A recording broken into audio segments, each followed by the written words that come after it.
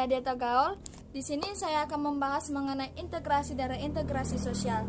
Apa sih integrasi dan reintegrasi sosial tersebut? Makanya, tonton video berikut ini. Check it out! Sebelum menonton video ini, ada baiknya untuk like, komen, dan subscribe channel ini. Terima kasih!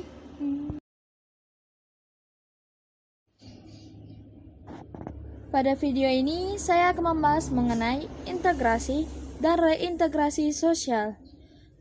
Kira-kira apa ya integrasi dan reintegrasi sosial? Mari kita simak video berikut ini. Check it out. Yang pertama, saya akan membahas mengenai integrasi sosial.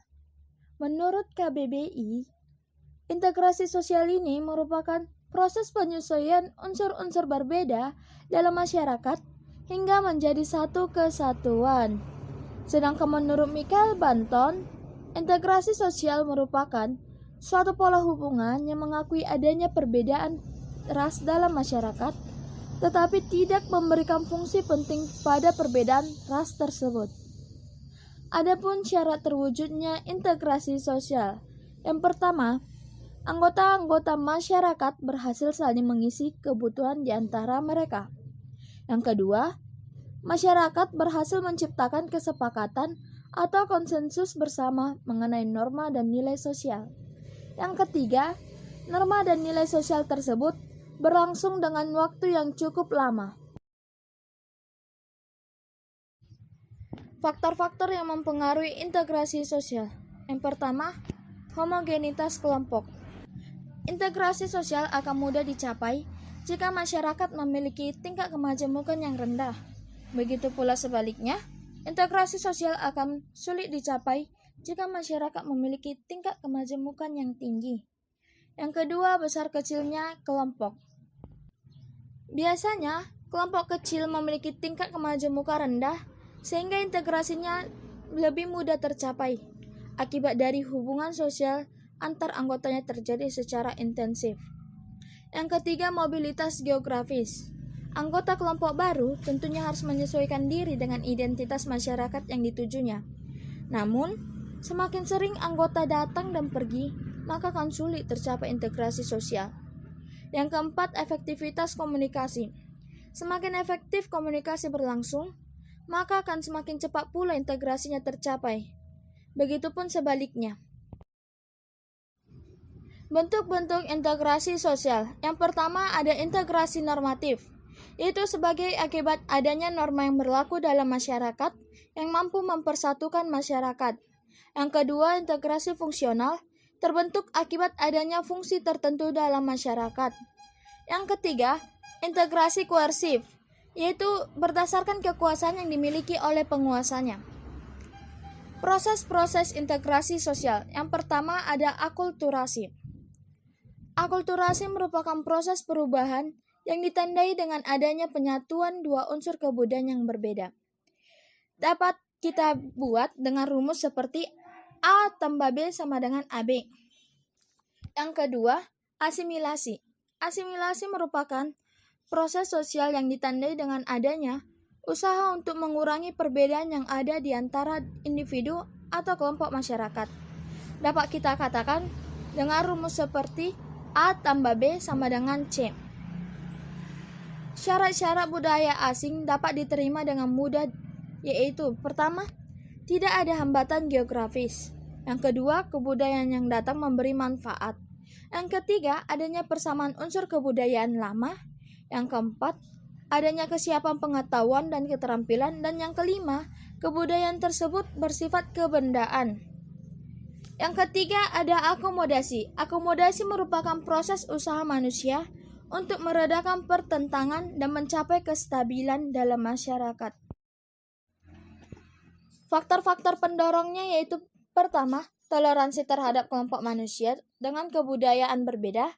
Yang kedua, kesempatan seimbang dalam ekonomi berbagai golongan masyarakat. Ketiga, saling menghargai orang lain dan kebudayaannya. 4. Sikap terbuka dari golongan berkuasa. 5. Persamaan unsur-unsur kebudayaan. 6. Perkawinan campuran.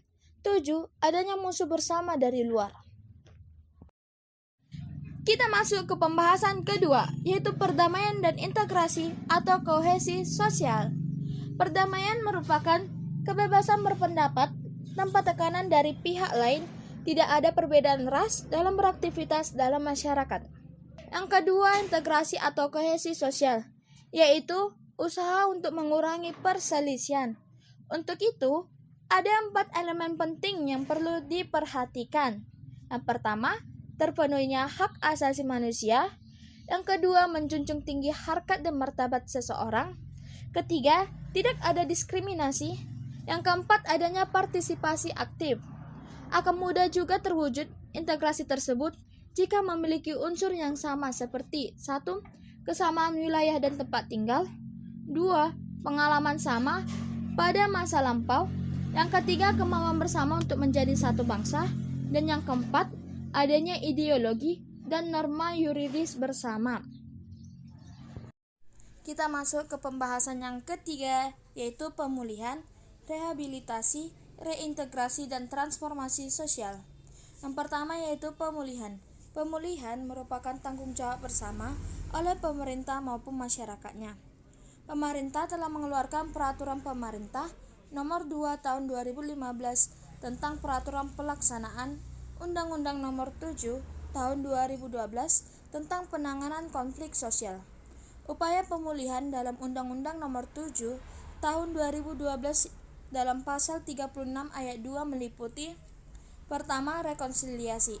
Rekonsiliasi yaitu penyelesaian masalah antara pihak bertikai dengan cara perundingan secara damai, pemberian restitusi, dan atas dasar pemanfaatan.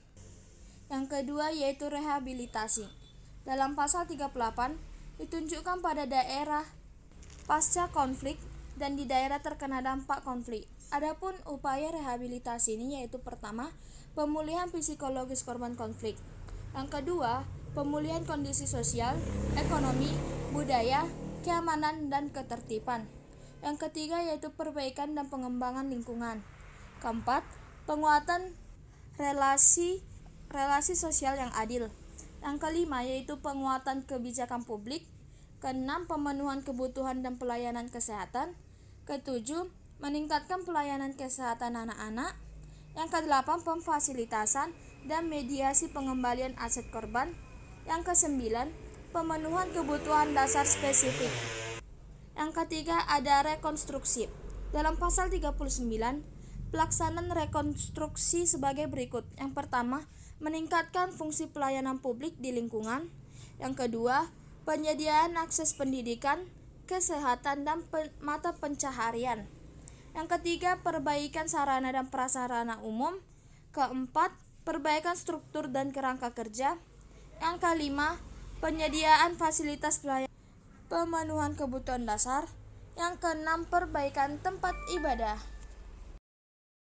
Selesai mengenai pemulihan, kita lanjut ke transformasi sosial.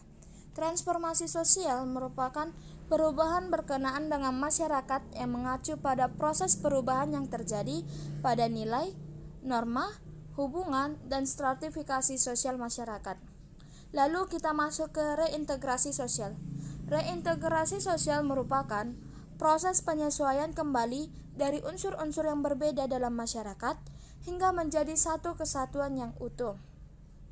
Sekarang kita masuk ke pembahasan yang terakhir, yaitu reintegrasi dan koeksistensi sosial dalam kehidupan damai masyarakat. Dalam hal ini, reintegrasi sosial ini merupakan sebagian upaya membangun kembali kepercayaan, model sosial, dan kohesi sosial. Proses ini sulit dilakukan dan membutuhkan waktu yang cukup lama. Yang kedua yaitu koeksistensi, yaitu merupakan keadaan ketika dua atau lebih kelompok hidup bersama dengan menghormati perbedaan tiap kelompok dan menyelesaikan konflik antara kelompok tidak menggunakan kekerasan. 1, 2, 3, come on! Teman-teman, sampai di situ dulu penjelasan saya mengenai integrasi dan reintegrasi sosial. Semoga video ini bermanfaat bagi teman-teman sekalian. Ingat, jangan lupa untuk like dan subscribe channel ini. Terima kasih.